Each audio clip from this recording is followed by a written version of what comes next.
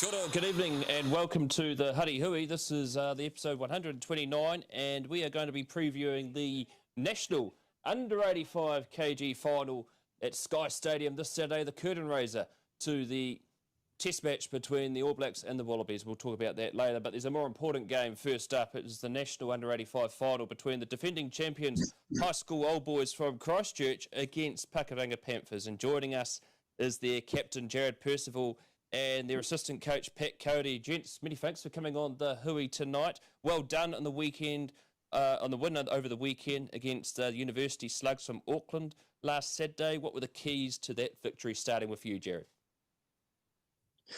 The keys, well, firstly, hey, thanks for having us on the show. It's great to be here and talking about under 85 kg rugby. The keys for us, I think, we previewed the Slugs, and we noticed that they were a massive, it's a weird to say, a massive under 85 kg forward pack, and they're extremely physical. So the message for us and our boys was to match that physicality and not get beaten up. And hopefully we could just grind out an 80-minute victory. And in the end, that's almost exactly how it played.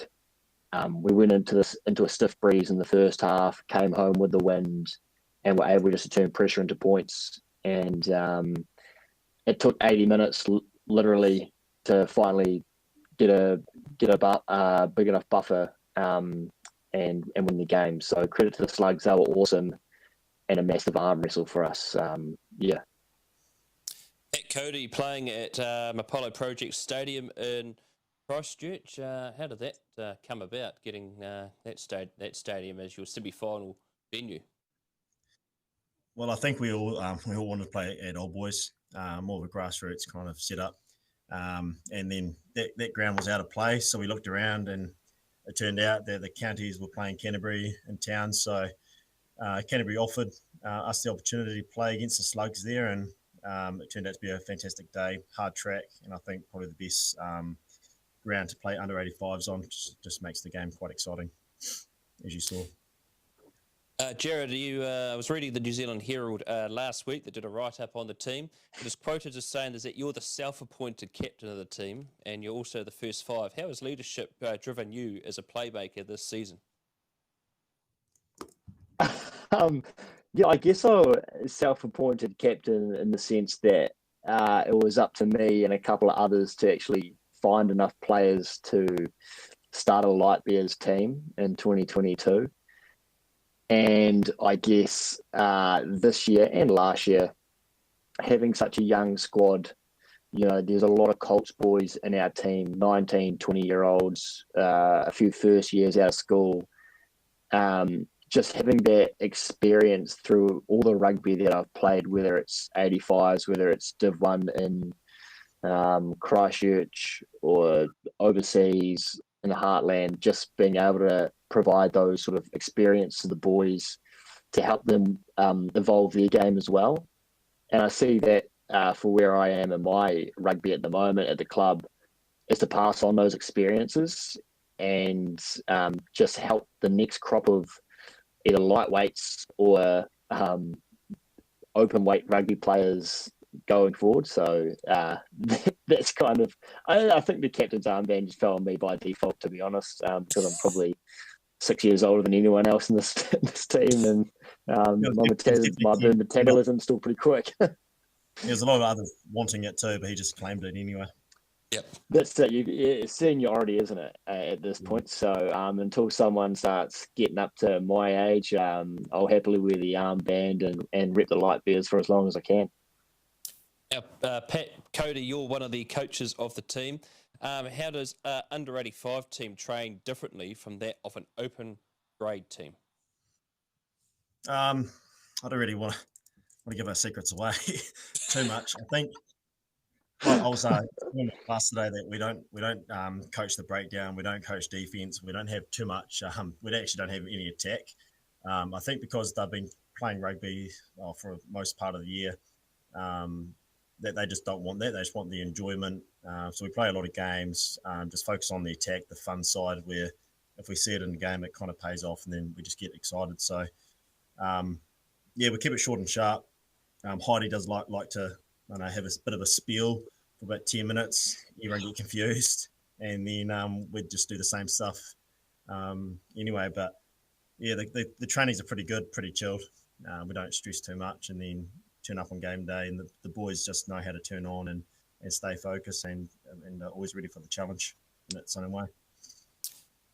2 years the team has gone undefeated, Jared. Last year you beat Takapuna in the final at North Harbour Stadium. Was that the complete performance for the team last year?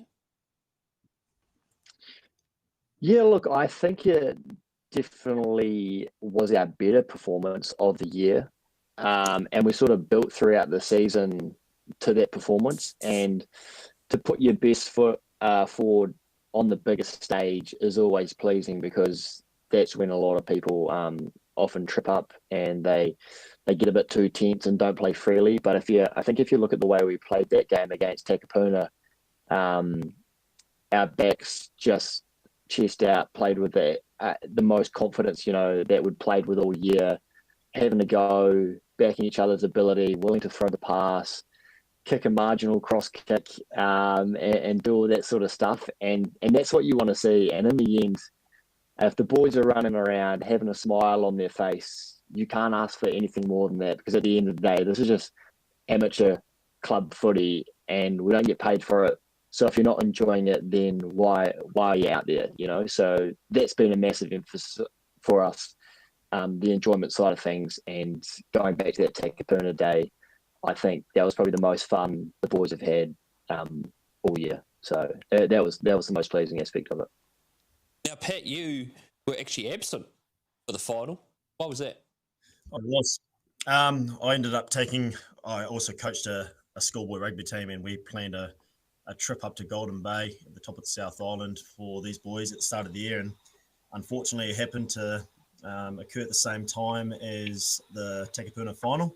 So I decided to watch the game in private just to support the boys. And it ended up being quite an awesome occasion in Old Takaka, cheering for the Light Bears when every local was just looking at me thinking, what the hell are you doing supporting for these little fellas? So as soon as the Warriors turned on the screen, they all turned up. They all came out of their houses down to the pub. So it was, I think it was pretty gutting to miss, but I think when you commit to another rugby team and you take these kids away to, I guess, a part of the country where not many have been before, it's not something that, I don't know, I would change, to be honest, because I think both occasions are pretty cool anyway. 2024 team, has there been some turnover from last season? What players haven't returned? So we've lost Freddie Gibson, second five, Robbie Freebane, centre, George Cool, fullback, Tom Charteris, number 8, Will Hayden in the locks, and there's probably a couple more who I'm also forgetting off the top of my head that played that Takapuna day. So there has been a massive turnover. Probably, I reckon we've kept maybe 50-60% of the squad from last year.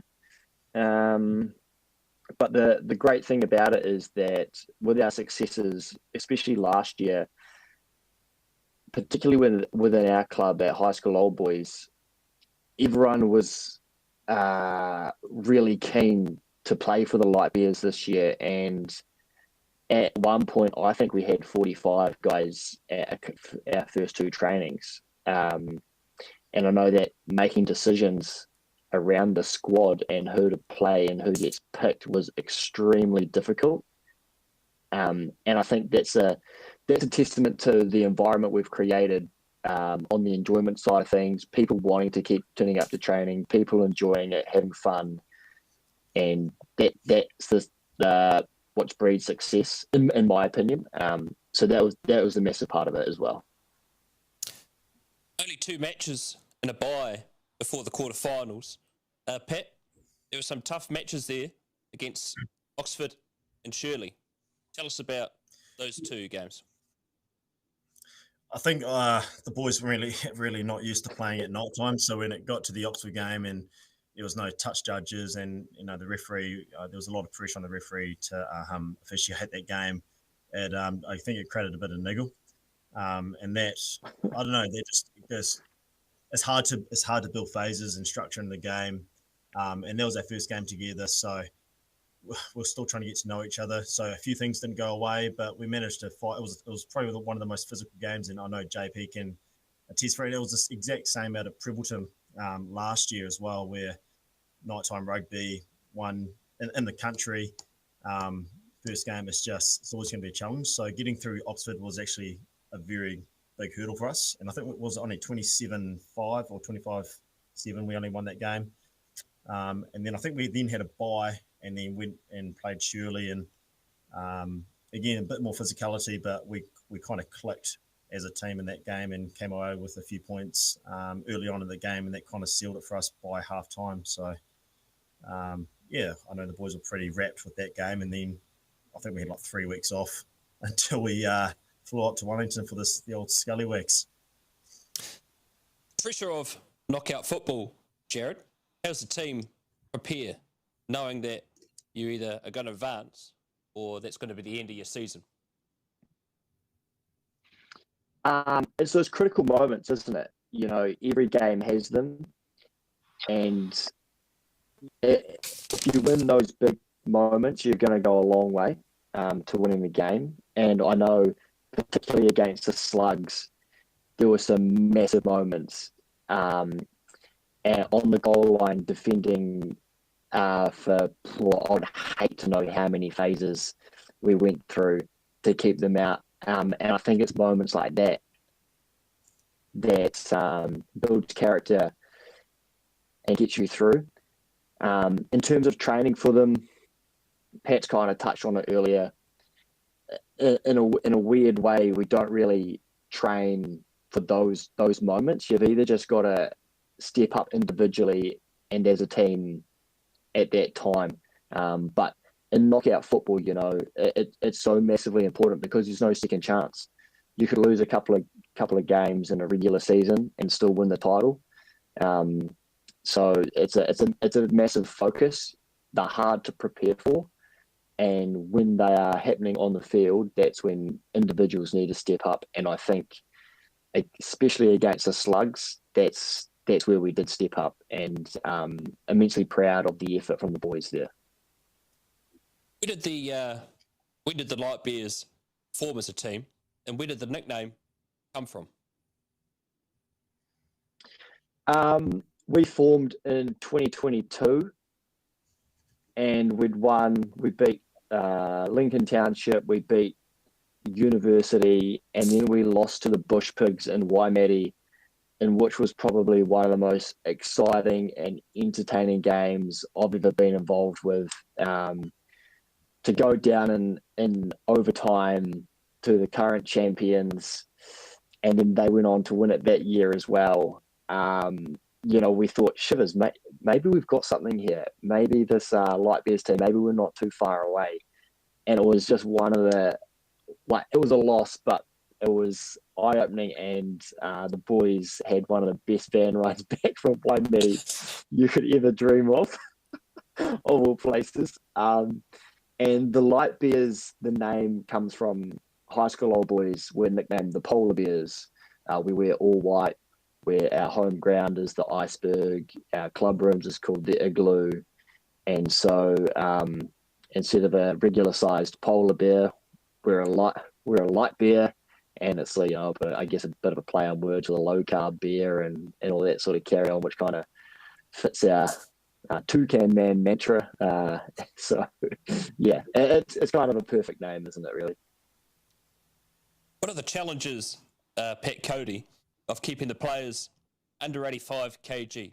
What are some of the weight loss mechanisms or the creative strategies to make sure the players weigh in under 85? I'm probably the last person.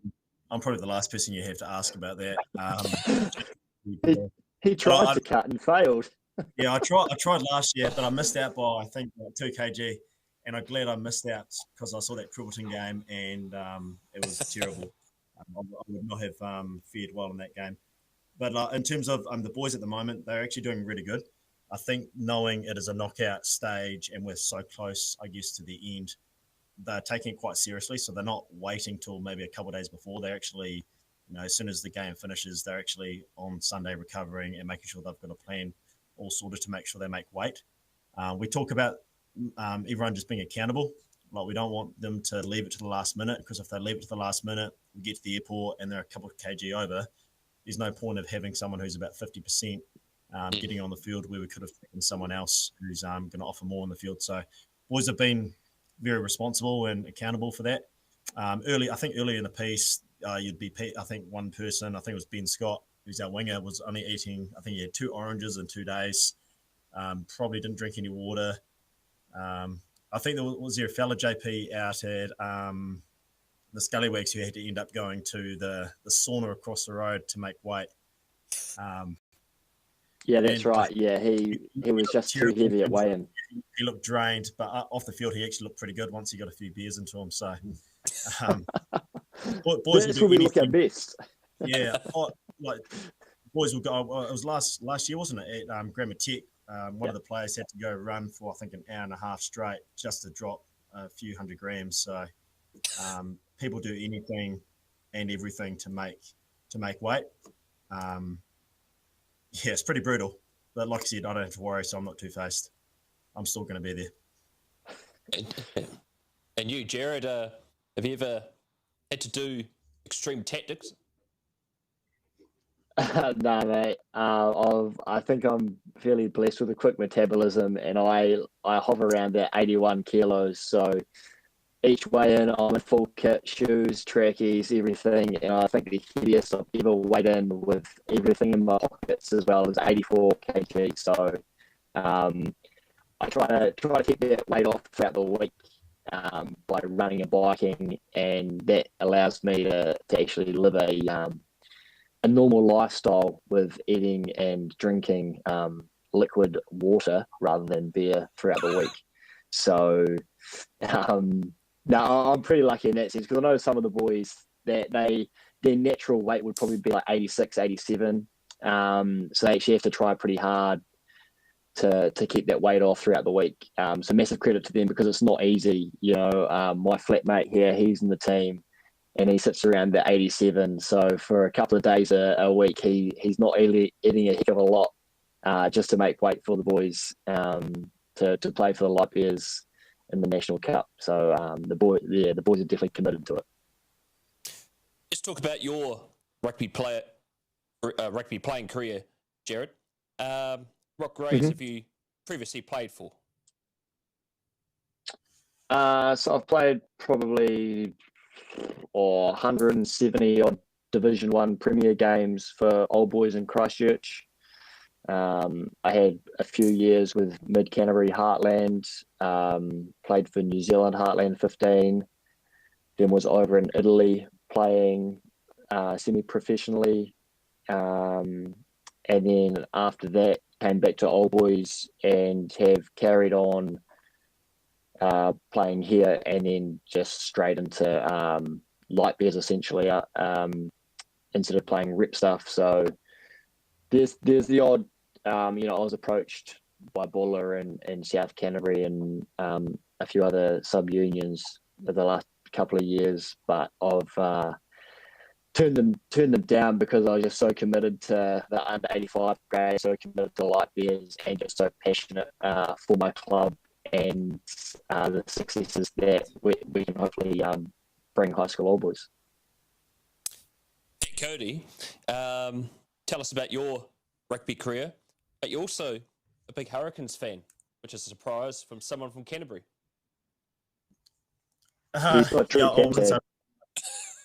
Cheers, man. Appreciate it. I wouldn't say I have a rugby career as such. I mean, my playing days were pretty short. As soon as I left school, I realised I was good. So I kind of stopped playing, and I kind of got into coaching from probably 2010, just through high school. And then I did a bit of coaching throughout the years, a couple of years at Colts level at high school Old Boys. and then I did a bit of video analysis, and then back to boys high and girls high for some sevens. So I've had a bit of a mixture of coaching stints around the place, but yeah, I think the 85s is definitely quite a relaxing environment, and it's something I've really enjoyed. It's definitely different. I think the best thing is the travel. I mean, we've only played twice at home in the last couple of years. So getting to the airport, getting on a plane, you're always together with the boys, play a game of rugby, and then we're having a few drinks afterwards. Is actually quite a good, quite a good time together. In terms of the Hurricanes, I know I've always had the perception you support where you're born. I was only there for a year, I think, but living in Canterbury and Crusader supporters around you, I mean, I was definitely the least favourite in the family and amongst my mates. But yeah, I'm still going to stick with them. It's a bit tough at times. It sure is. At least they beat Canterbury this year. It was all right, both in the NPC. So let's speak about under 85s in Christchurch. Is there actually a under 85 competition grade? Because in Wellington, we have about 2 divisions. Is there one down there in Christchurch, or is there plans to have some in the future? The first ever under 85 competition was run this year. There was only 4 teams involved, and I think a couple of those teams struggled for numbers each week. I don't actually know who won it. High school old boys, we didn't have a team. I think it was New Brighton, Sydenham, Burnside, and Lincoln Uni. Nah, Linwood didn't have a team either. I guess for us at the moment in Christchurch, like playing Division 1, playing Premier Rugby is still a lot of people's ambition and goal. So look, with the noise that the Light Bears have made and the success we've had, we hope that there is an under 85 grade going forward, because it is a great way to keep people playing rugby. And that's essentially the main goal, right? To keep people in the sport. Whether it's for old boys, whether it's for other clubs, that's irrelevant. Just trying to grow the game. And look, I think it'll take a good 5 years before there is a strong local under 85 kg competition. But until then, all we can do is keep putting under 85 kg rugby on the map in Canterbury, and hopefully people get involved with whatever club they play for and get amongst, because it's amazing. It's some of the most fun I've ever played. And talking to one of our guys, he's dropped 9 kg from playing Premier Div 1 footy this year in the front row to play for the Light Bears. He said, JP, I can't thank you enough for telling me to drop that weight and giving this a go, because this is the most I've enjoyed rugby in a long time. So that's a credit to the grade and a credit to the environment that we've created with the Light Bears. Who are some of the characters in the Light Bears squad? Ned Milne. Ned Milne comes to mind pretty quickly. Robbins. I don't know if Matty Robbins. He's also very, very good value. I think everyone in their own way adds so much to the team, whether they're a quiet and unassuming character, or they're loud and boisterous, or they just become an absolutely different human being when they've had a few too many after the game. There's entertainment everywhere you look. So it's a lot of fun. Possibly Pat can share some more light on this as well, because he's also a bit of a character amongst our squad. No, I think we'll keep that with you, Perce. But I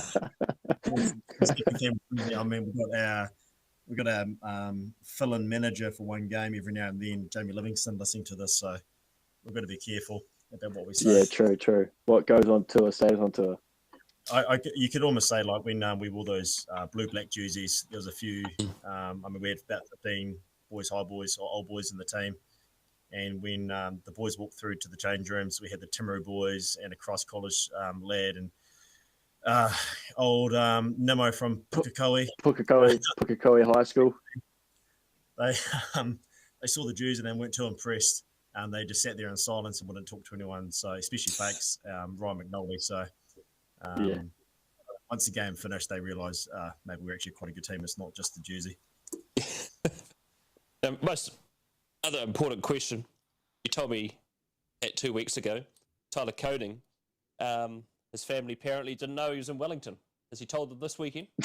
No. I think he waits till a Friday. No. Yeah, he's actually not playing on Saturday. He's not allowed to go. So his family didn't sign the consent form.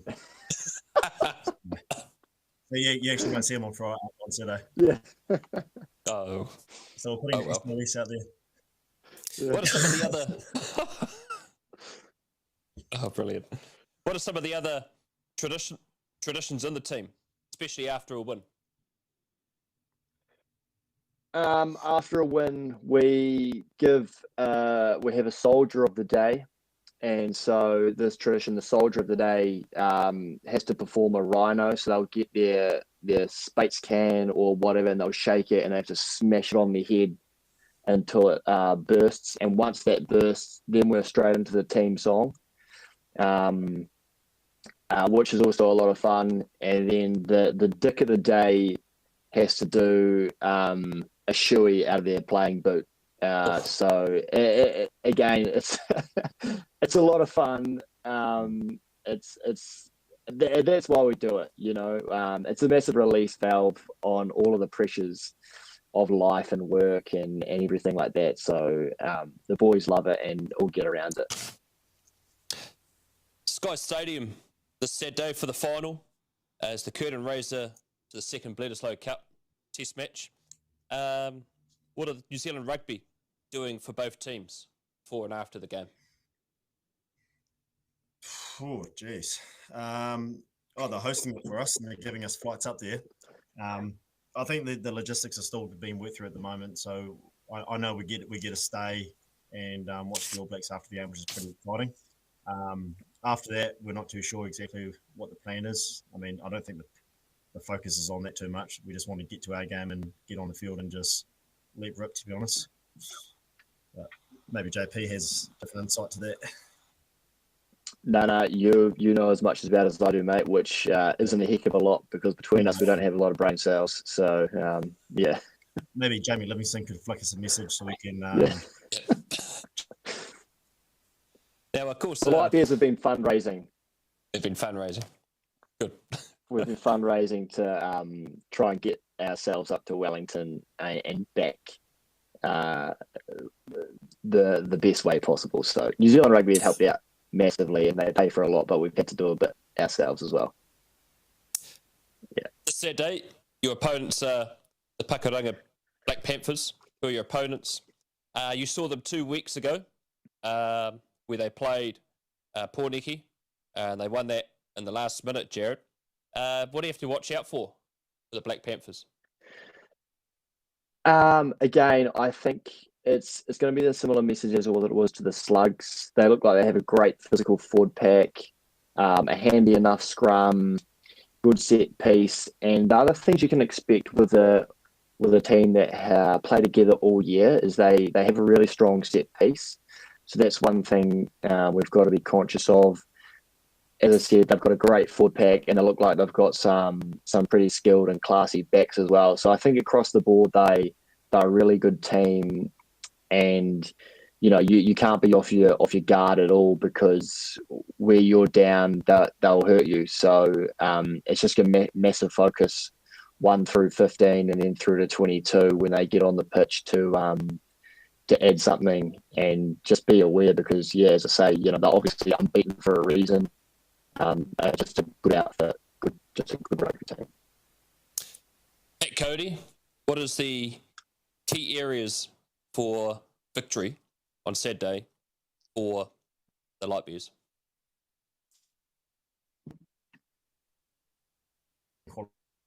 We know we've got the backs for it. I think we can all agree in our team that we can be a bit tidier in providing that ball for the backs. whether that's just being a bit more clinical at the line out and be a bit, more focused during the scrum. It's our set piece. We need to be strong because these guys here, we've watched the footage. They're pretty good across the field, but their 4-pack is something that they'll definitely use against us, just like what the Slugs tried to do too. Now, of course, you're a teacher during the week, Pat Coady. They say teachers don't work hard.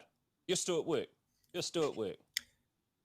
I wouldn't say I'm doing too much work. There's actually a bit of a music concert on at the moment, and I've just been at, so I've just had to pop out for this podcast. But I'll head back in once we're all finished. But yeah, no, it's pretty enjoyable. I'm just trying to do as much as I can. And, now, of course. Much. Now, the plans for the aftermatch on Saturday. You've invited us to the Featherston. I'm not sure so. if the boys want to go there. It's more of an old school pub, but if we get bitted out of everywhere else, we might have to pop on down to see you. And it's your first round. That'd be my first round. Oh, that'd be quite expensive. Yeah. So all good, lads. Well, all good, lads. Well, I'll see you at the stadium on Saturday. All the best. Go well, and hopefully you go back to back with the title. Yeah, thanks very much. That'd be awesome. Hey, yeah, awesome. Thanks for having us on and talking all things light beers. It's great. Awesome. I'll enjoy. We'll see you Saturday. Cheers. Feather beer. Brilliant. Cheers, Brad. Thanks, mate. Yeah, feather beer. Feather skinny beer. So that is Pat Coady and Jared Percival. There is the representatives of the Light Bears. That game is this Saturday. It's the curtain raiser to the test match at Sky Stadium. It kicks off roughly about 4 o'clock, I think, from memory. And then the All Blacks test match kicks off at 7:05. The Lions play Counties Manukau tomorrow at Pakuranga at 7 o'clock. And they'll be playing for the John Olombi Trophy. Of course, John Olombi played for both unions. And it's an impressive trophy indeed. Wellington looking to, continue the winning way. Only the one loss this season against Tasman. As always, we'd like to thank our sponsors here on Huddy Sports, Mike Pinfold, Plumbing Drain Lane Limited, Louise Reddy of New Zealand Travel Brokers, and Gian Hickton, funeral directors. They always do a great job supporting us with our live streams. As always, if you're willing to help us out, head to huddysports.co.nz. Any sponsorship or any games you want us to do, you can flick us a message there or email us at huddysportsnz@gmail.com or go to our social medias on Facebook and Instagram. Well, that's been the Huddy Hui for tonight. We'll be back next week. Other than that, take care. I'm Brad Hudson. Ciao for now.